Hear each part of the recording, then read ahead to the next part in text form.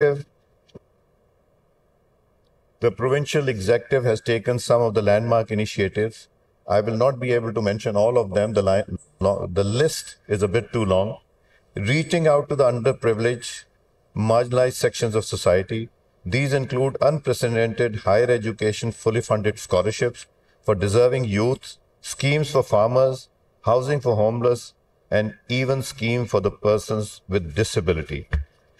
Such fine examples of collaborative governments are also evident in the province where in Sindh, state of art, health sector, and housing for the affected communities of the 2022 floods were made available through effective public-private partnership.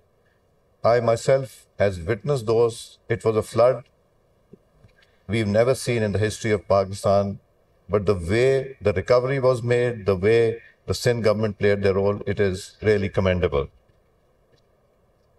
The province of Khyber Pakhtunkhwa, through its Ehsaas program the province of Balochistan, through numerous schemes of IT-based service, delivery provisions of cost-effective solar panels to remote communities, addressing growing challenges of energy deficiency and expansion of mining industry on modern footing to provide job opportunities are a few examples which reflect the common resolve to reach out and serve the masses. When I talk of all provinces, it gives me great strength to know that there's not a single area where effective work is not being taken place. And I must not forget to mention Azad Jammu Kashmir and Gilgit Baltistan, where our two speakers who are representing them here are source of strength to the democracy and to the system we are in. Ladies and gentlemen, South and South Asia are vibrant regions rich in culture, economic diversity, ecological significance, yet we face common challenges that require a united response. We have many lessons to learn from each other, which can be replicated to get solutions to a common problem. A unique maternal health care of Sri Lanka that ensured world's lowest maternal and infant mortality. Salman Sahib, you're the Minister of Health. So I think Sri Lanka is a model where Sri Lanka has ensured world's lowest maternal and infant mortality, the sustainable living of combat environment threat to the Maldives, and the phenomenal technologies and infrastructure progress made by Malaysia present best international practices to be learned and replicated.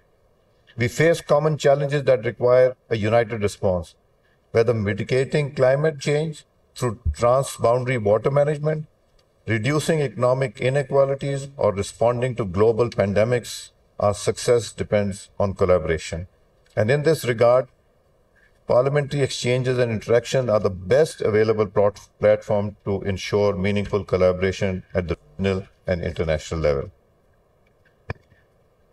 As elected representatives, we bear the responsibility of ensuring governance serve all citizens equitably and effectively. The challenges of poverty, climate change, digital transformation, and public health transcend borders and demand transnational cooperation. It is also the prime responsibility of the representative parliament that it must not let anyone feel left out. Pakistan's federal and regional legislatures have further demonstrated this commitment to inclusive governments by establishing parliamentary forums like the Sustainable Development Goals Secretariat, which is established in the National Assembly since 2014. We have the Women's Caucus, we have the Children's Caucus, and we have the young parliamentarians who are below the age of 40. So I think we have a huge number sitting here who are ministers also to be part of that. It is a manifestation of a shared belief that our nation's economic growth must be inclusive, empowering, marginalized, and providing equitable opportunity to all. This morning, the Executive Committee of the CPA issued a landmark decision instituting a permanent secretariat of the CPA Asia to be based in the National Assembly of Pakistan. This discipline This decision will bring discipline, institutional memory, and record keeping to our fraternity in CPA Asia. On behalf of the National Assembly of Pakistan, I assure this August forum our complete consideration. Ladies and gentlemen, let us devise a joint strategy for tackling climate change, ensuring regional peace, connectivity, and inclusive economic development. It is our duty as legislators to proactively enact laws, prioritization of clean air, resilient urban planning, and sustainable regional resource management.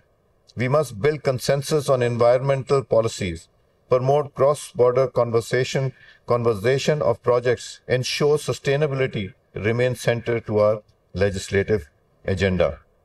Our legislators must regulate artificial intelligence. It's good, but it's scary at times also. Expand digital access and ensure responsible governance of emerging technologies. We must also legislate resilient health care and inclusive education, equipping future generations with skills to thrive in an evolving world. This conference must pave way for innovative solutions, enduring cooperation for an inclusive, resilient, and sustainable future. But dialogue alone is not enough. We must act. We must translate our collective vision into meaningful reforms. Malik Ahmed Khan Sahab, I really thank you for getting everyone together. I think the next few days are going to be extremely important.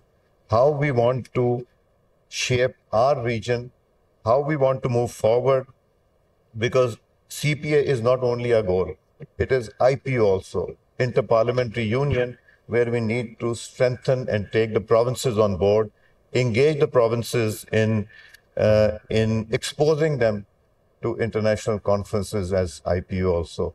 So I thank you for arranging this gathering, and the variety of guests that you have invited, that gives me further strength of, I'm sure you're getting in colleges and schools also, and your and my college will also be coming here. I thank you all. Asia जनूब मशरक़ी Asia की पहली CPA conference जो कि लाहौर में मुनक्किद हो रही है 6 से 8 फरवरी तक ये जारी है। और आज अभी हम देख रहे हैं कि सरदार अयाज सादिक इजलास इससे खिताब कर रहे थे, और कल के